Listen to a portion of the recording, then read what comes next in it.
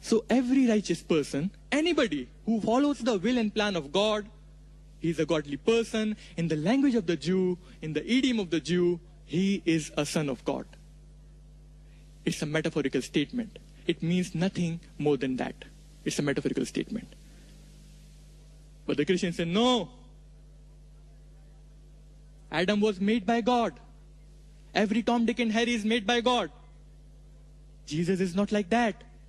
He is begotten. He is the begotten Son of God. And we Muslims, we take strong exception to this word begotten. Because begetting is an animal act which belongs to lower animal functions of sex. How can we attribute such a lowly capacity to God? How can we attribute such an absurd quality to God?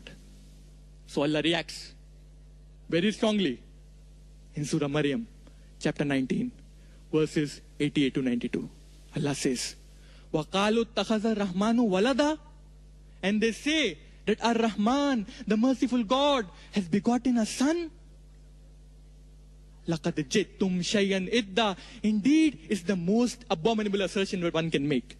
The worst swearing that you can give to Allah is this. You want to swear Him? The worst swearing is this. The biggest abuse that you can give to Allah subhanahu wa ta'ala is this.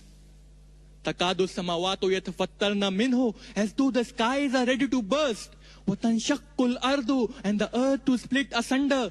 وَتَخِرُّ الْجِبَالُ هَدًّا. And the mountains to fall down in utter ruin. Such horrible swearing they give to Allah. Allah is telling that if the heavens had feelings like you and emotions like you, O mankind, O people, and if the heavens had heard such words being uttered against Allah, the heavens would have fallen down in utter ruin.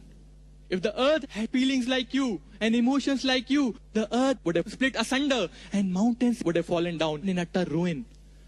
Andau lirrahmanu walada, that they should invoke a son, for Allah most gracious. Such horrible swearing they give to Allah.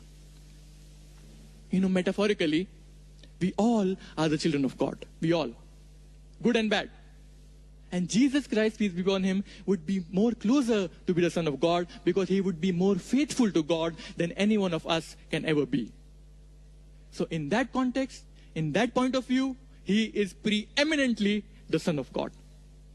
But He is not the begotten Son of God. This is the word on which we Muslims take objection. This word begotten, which can be found in the King James Version of the Bible, in the Gospel of John, chapter 3, verse number 16, which says, For God so loved the world that He gave His only begotten Son, and whosoever believeth in Him shall not perish, but will have everlasting life. So, the Christian scholars, the 32 Christian scholars of highest eminence, backed by 50 cooperating denominations, they threw this word begotten out of this Revised Standard Version of the Bible. Out. The word which was grating us, which was sounding harsh to us, they took it out. To appease us? To appease the Muslims? No. Because they say this word is not there in the most ancient manuscripts. Most ancient. King James Version, it has access to the ancient manuscripts of the Bible.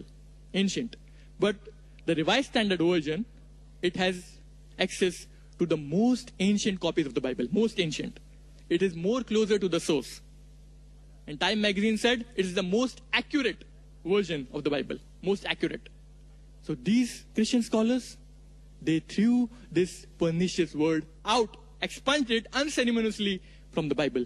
I say again, I would like to congratulate them. Again, they are coming closer to Islam. We say begotten is an abuse. They took that word out of the Bible. This is what Allah says, come to common terms as between us and you. And they are coming closer to Islam.